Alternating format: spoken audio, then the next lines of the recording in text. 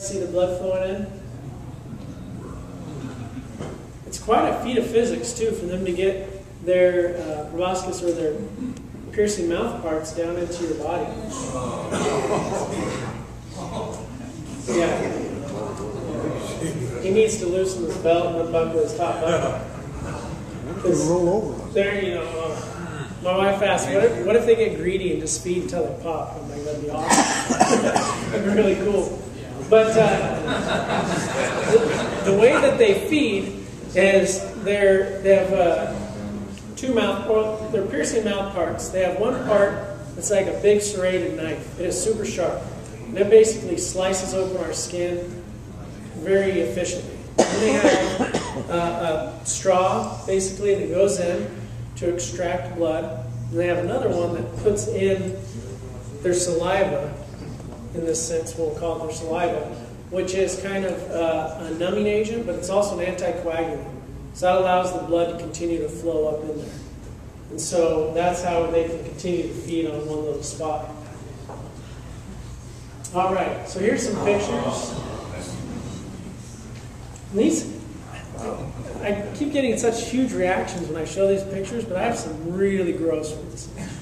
I mean, this is like nothing. Some people react horribly to it. I think I'm going to have to start putting those ones in, you know, Yeah. so people know. But, you know, you can see here kind of that straight line. Everyone reacts different. Now, you can think if someone has diabetes or something, there's a risk of having issues because if you've got all these bites, you can start to get open sores.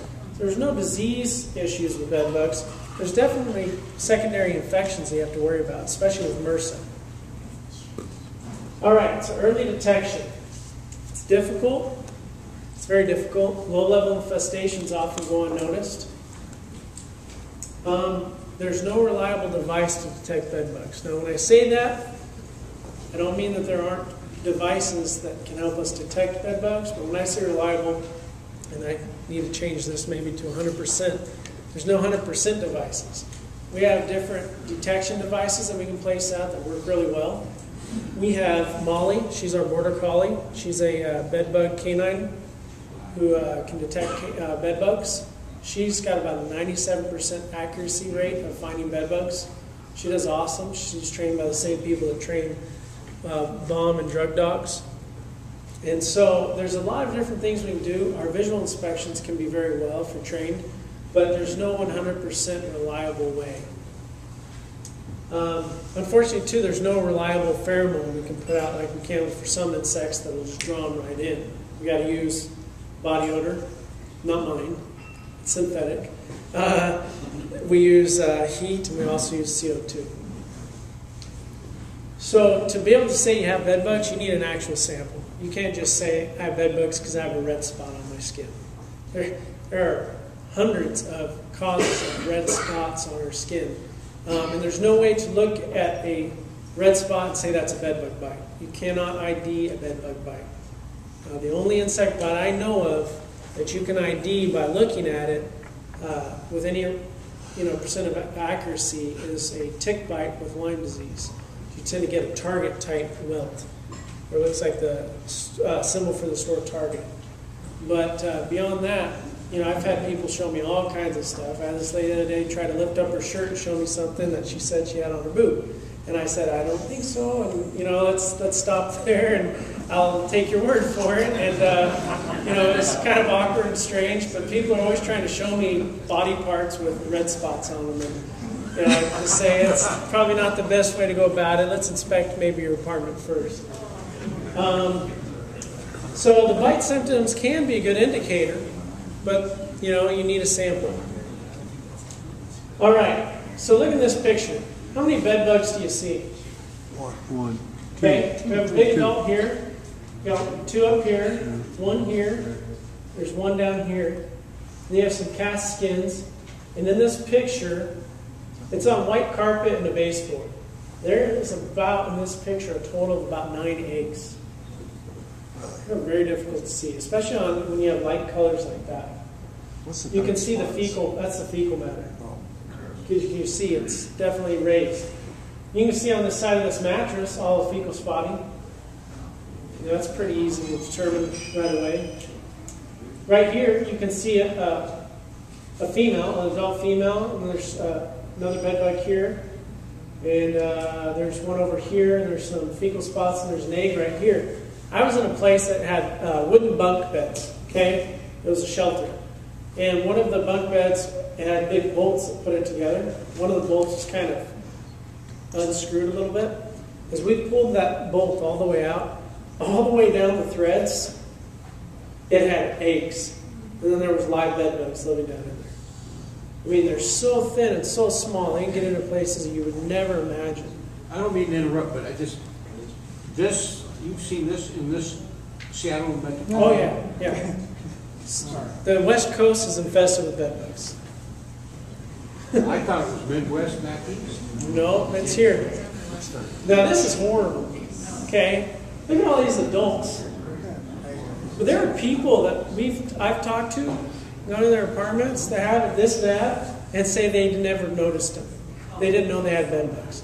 I don't know if that's a psychological thing they do to kind of, they go into denial about it, and they just turn it off because they don't want to deal with it, or they're oblivious to it. Either way, that's bad when it gets that bad.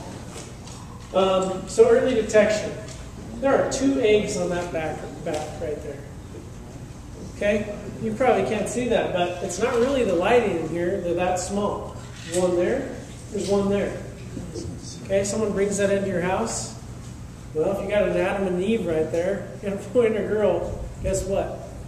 You got your start of an infestation right there. Here you have on a couch, you have some cast skins, some adults, some eggs that are, they've already emerged. Once they've emerged, they become more white like that as opposed to translucent. And then here on a box spring, you can see a bunch under there. Box springs are the worst invention ever. Okay? They're bed bug hotels. And I know we use that for everything with bugs. Everything's a hotel for a bug. They're perfect. There's no way you can inspect a box spring completely. There are so many nooks and crannies and cracks in the board where they put them together. And they put all that fluff in there, and it's over. There's no way you can inspect a box spring away. That's one of the #1 places they infest. So here's Molly. That's our canine. She's about 97% effective. She works great. She keys on bed bugs that have blood in them, not dead ones. She's been trained on live bed bugs. So if she sees a dead bed bug, she doesn't even give a second notice. But when she smells live bed bugs, she sits down and she waits. And she is a great tool. She just found some. Brittany and I were at a place just the other day, and she hit on something, and sure enough, we turned it over, and we found some bed bugs in there. So these are some of the main spots you're going to get them. You see on this couch, they're just right in that little fold right there. Headboards, bed frames, box springs, mattresses, nightstands, picture frames, chairs and bed skirts, pleats, everything. Any place, like I said, in the property, they could be. So why the mattress and box spring casements? I don't get paid anything by Protect-A-Bed, but they're the only company that I've seen research that they've been verified that bed bugs cannot escape out of the mattress encasement, they can't get into it, and they can't bite through it. You can go to Bed Bath & Beyond and you can find a whole bunch, probably 30 different bed bug covers they'll sell there, but none of them have been tested in the laboratory. And most of them were allergy encasements for dust mites, which they'll keep out a dust mite, but not necessarily keep out bed bugs. So they're a good tool. They help us with our inspections as well. If you go to inspect a bed that has bed bug encasements on it, you can inspect that bed in about 5 minutes as opposed to an hour or 2. So it keeps them from getting inside of the mattress. If you have a mattress that's infested and you can't afford to throw it away, you put on an encasement for very low cost. The bed bugs are stuck. They're going to die off in there. You just don't open it up. Usually you're always going to treat your mattress, but you might still have some live ones in a box spring you couldn't find. They won't be able to get out. They're going to die off in there.